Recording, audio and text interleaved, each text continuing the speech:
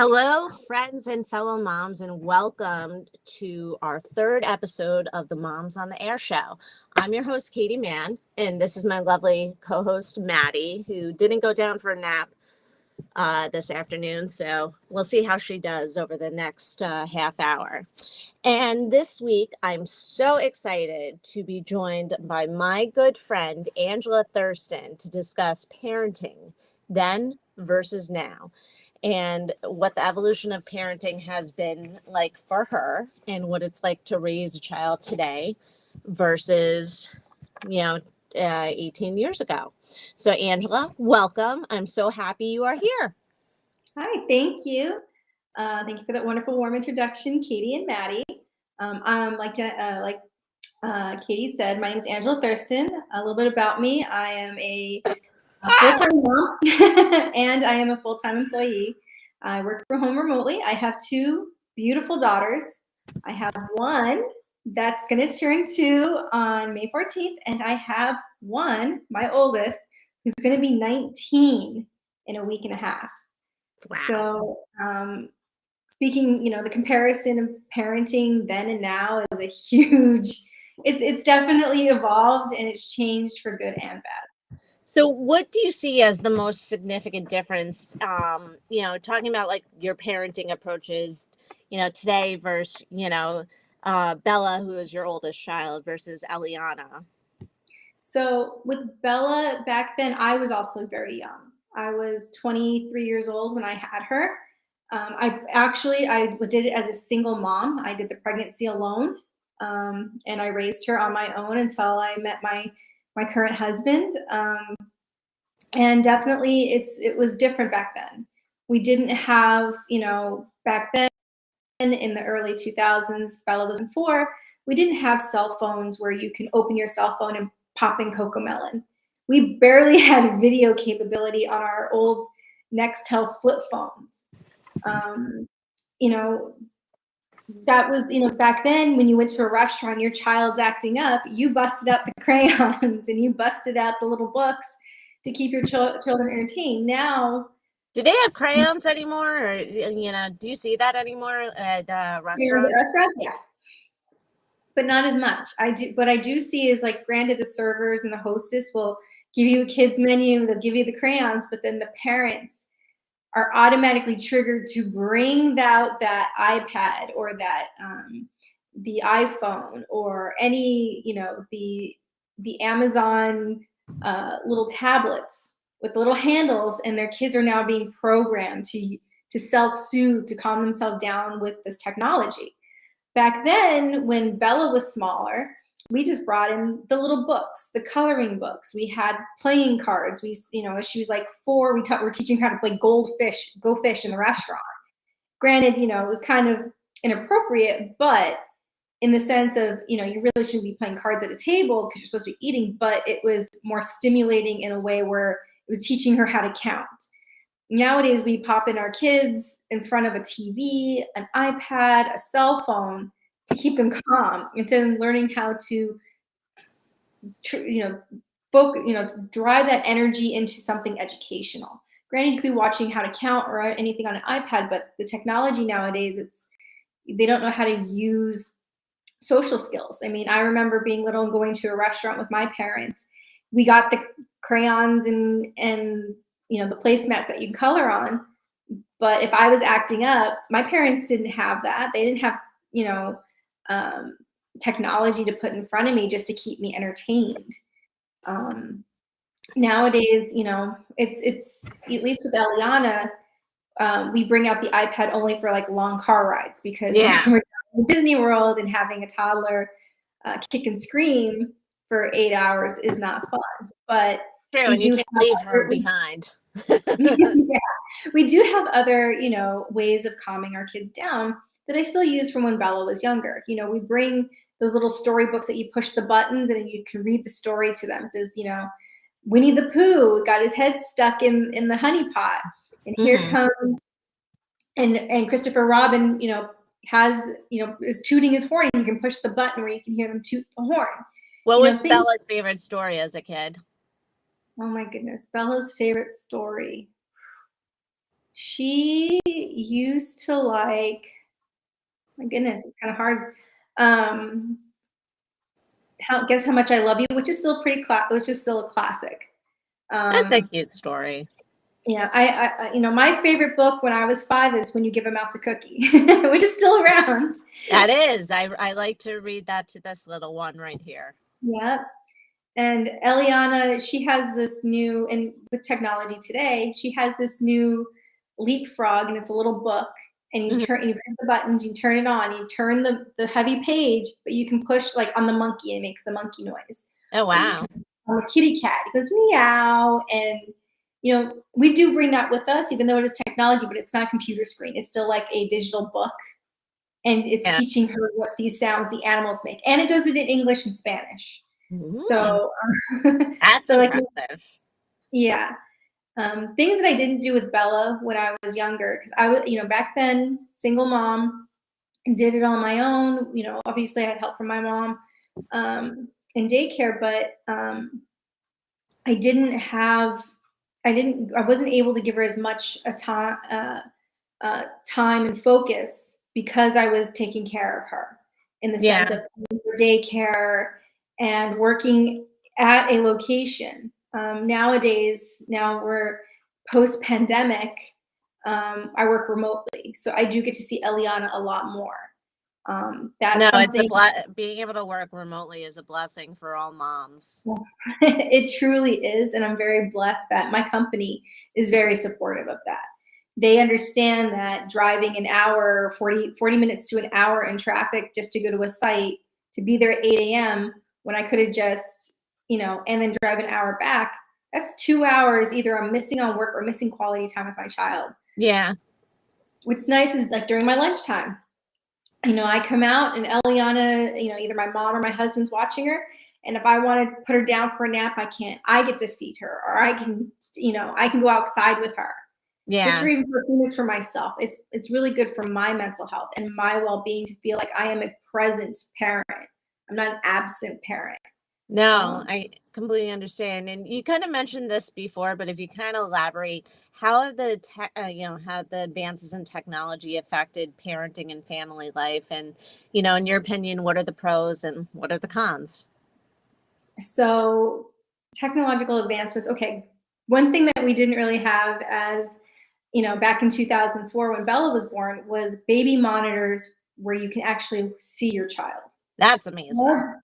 We only had those ones where you can hear the baby cry. So nowadays, I know there's companies that have technology where you can put a little alarm on their foot to monitor their pulse oxes. You can watch your baby sleep. You can see if your baby is their little foot stuck in the railing. We can keep better tabs on our child, especially as a new mom. It felt like I was a new mom all over again when I had Eliana 2 years ago. When you have your first child, you cannot sleep because you're afraid they're going to stop breathing. Yeah. And now technology, they have equipment where you can lay your baby on a Nanit mat and it will let you know. An alarm will go off if your baby's in some form of distress. Yeah. So it lowers the risk of SIDS because we can monitor our children that way. Even the visual monitors that we have now, let you know, hey, my kid's up, but they're in there playing quietly. I don't need to go in there and rescue them. Or my kid has been crying for 10 minutes. Let me just see if there's another reason why. Because we could be ferberizing them, teaching them to self-soothe during sleep, but also gives you peace of mind. Hey, is it successful? Hey, you know what? Eliana's been crying for 5 minutes. Let me give it one more minute. And after that minute, your kid's out. You're like, great, it worked. My kid's safe. I don't need to go in there and intervene. My child is learning how to self-soothe. That's the difference of technology between baby monitors that I notice. And I find it so great because nowadays we can also look on our cell phones and use those as baby monitors. There's some brands out there that it hooks up to your cell phone. So you can check on your baby while you're in the backyard gardening or while you're cooking dinner, and you can say, okay, baby's still asleep. I can move on to the next step. It's a wonderful going thing. up the stairs to do laundry. You can just check, and it gives you peace of mind as a parent, knowing that you can watch your kids see them sleep soundly, and they're not in any distress whatsoever. So what would you say though? Those are clearly the pros, but in your opinion, what's a con? Too much technology, overstimulation from the technology. Our children don't know how to get excited over a book or how to play independently because they're just so engrossed in what's on in front of them as far as the screen. Yeah. And I mean, granted, I'm guilty of it. Eliana loves watching, Frozen or Coco, but a lot of it is because she likes the music. Yeah. Actually, when we watched the movie Coco, we actually have 2 guitars in our bedroom, one on my side of the bed, one on my husband's. And when she hears the guitar, she'll actually get up and run to the guitar and play with each one. But she, Oh, that's awesome. at least in that case, associates that cartoon has music in it, and we actually have those 2 instruments in our bedroom, and she can play with them at the same time, which I think she has a knack for. But it's, you know what, it's advanced technology because now that our kids have access to the media, and the media has so much heavy weigh in on what our kids are learning. Yeah. And a lot of the times I don't personally agree with what the media is putting out there and what they deem acceptable to teach our children. Yeah. So kind of branching off on that, how do you think for you, how do you and James, your husband, how do you navigate the challenges of modern day parenting, in regard to issues like social media? Luckily Eliana's only 2, but we watch. No baby Instagram account? No baby Instagram account. No, we don't. But occasionally I will post maybe a photo of her here and there on Instagram, but it's not. What's your opinion? Today I see a lot of babies who have Instagram accounts. I worry about that because it's not private information. It's not private. It's not between you and everybody. The world has access to it, and with human trafficking, it freaks me out personally because only people that really should know my child exists and what they look like are people in my immediate circle and that I'm dealing with. I don't like and my kid is not famous. My kid's not in a Disney show.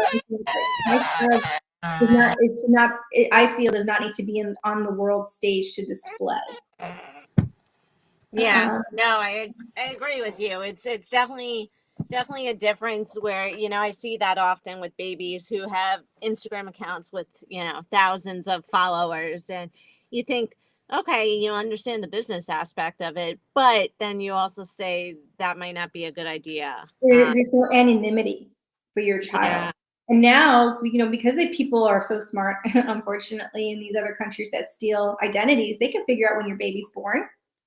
They can figure out what state, what town they were born in just by your baby announcement. Yeah. And they can actually figure out how to steal your child's identity before you were even aware of it. No, it's scary. And with kidnapping and human trafficking, it's not something I'm completely comfortable with. Like when Eliana was born. Nobody's comfortable with human trafficking. Nobody's definitely not. I am fully against that as well. Yeah, I think everybody is. But I don't want my child's photo really out there. When she was born and we wanted to, the day she was born, my mother-in-law posted the announcement and I told her to take it down immediately. I actually remember that. That's why I texted you saying congrats. And that kind of freaked me out a little bit because it wasn't in my control. It wasn't in my terms. And there was a lot of people I hadn't told I was pregnant because it was during the pandemic. And I was a high-risk pregnancy being, 39 at the time. Actually, I gave birth to her 3 weeks after my 40th birthday. I wasn't, and I asked my mother-in-law to remove it immediately because it really wasn't her news to share. No, I agree. I decided that it was okay to share her name.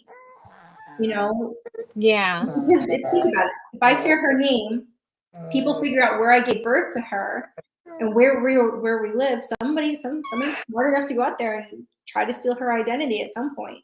No, it's scary. And kind of shifting topics,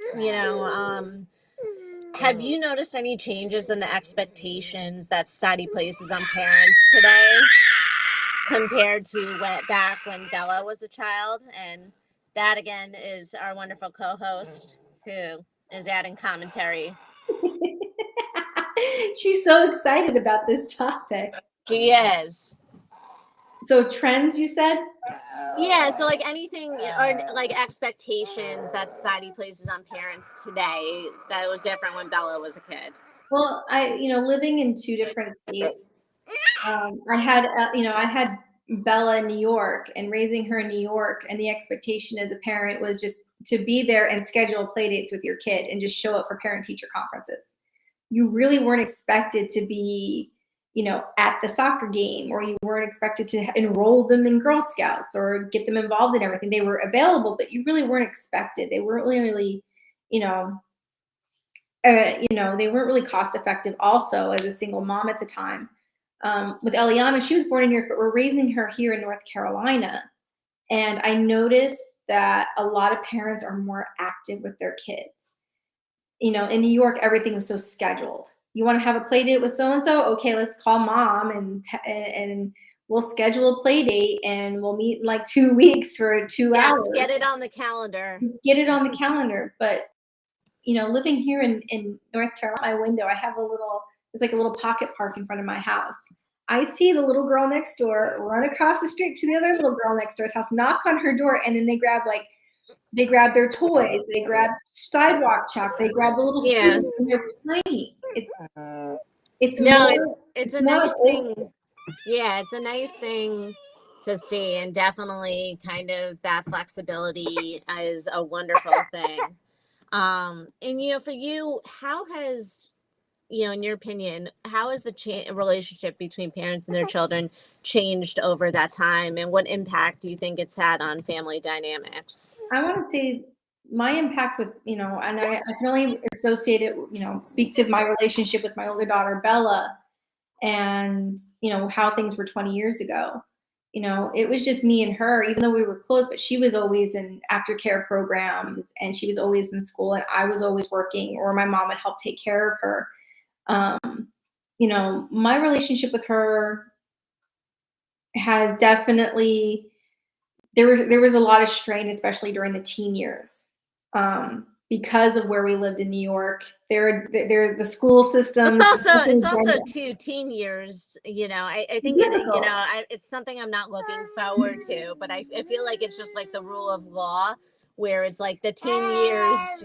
If your teenager isn't moody and doesn't have a moment where they say, "I hate you, mom," like something's off. Yeah. Yeah, she's already talking back to you. She is. For anybody watching on YouTube, you can see our co-host is adding, some conversation here. And for you, and is there any parenting trends from the past that you wish would make a comeback, or anything you think that should be left behind? Parenting is a trend that should be a comeback, and I think and I know you're a soccer player and your youth. I believe that children should not get in. And as a parent, you should encourage your children to participate, but also be more active in understanding how to handle losses and wins. I feel like our kids have been so given participation trophies, and they really don't understand that when you win or lose, it's actually a learning experience. Like, I know you're competitive. To work harder. Yeah, it teaches you to work harder, to try harder, to navigate conflict resolution. I used to play soccer, ice, softball, cheerleading, and I know you played competitive soccer, and that taught you how to work harder, try harder, think about problem solutions, how to, when you win, that great feeling that you get, and being part of a team. But nowadays, like, I've noticed these participation trophies, these kids don't understand that just because you participate, you haven't learned anything. You haven't learned to get better at your craft, how to get better at kicking that ball, or how to push yourself internally to that next level, because you want that feeling again. And then when you learn from a loss, to feel that feeling of defeat, it teaches you, hey, I don't like feeling like that. Let me try a little bit harder. Maybe I can do something to better myself. I'll never forget when I was in 5th grade. It was the first time I tried out for travel soccer, and I got cut from the team. And I was so upset. I remember crying and everything, but it also taught me to work harder. And one of the things I needed to, be able to run faster. And that was something that I actually practiced doing. And the next year I made the team. It gave you a goal because it's something that you wanted to strive for. And I don't think we see enough of that. It's when we lived in New York, we didn't see enough of that. Yeah. Everybody got a trophy, and it's like, well, everybody's the same, but also when you're being competitive, you can find out if you're really good at it. Can you go up to the next level? Yeah. If you're no, not, hey, absolutely. maybe I'm better at something else. You can pivot those interests into something else. No, and I think too, it teaches people, just to work hard and to, She likes that. She likes to work hard. yes, work hard at pulling mommy's hair for anybody who's watching live. But no, I couldn't agree with you more. And, I really want to thank you so much for your time today and sharing your insight with us. You are someone who I go to for, motherhood advice, and I'm grateful. And most importantly, I hope you will join us for a future episode. Absolutely. I'm happy to. And for our listeners, I want to thank you for tuning into today's episode. And I hope you will join us next week, where we will be discussing more motherhood topics with our lovely co-host here. And I want to thank everybody again for joining us. And if you enjoyed today's episode, subscribe wherever you're listening and give us a 5-star rating. And until next time, I'm Katie. This is Maddie. And we are the Moms on the Air Show.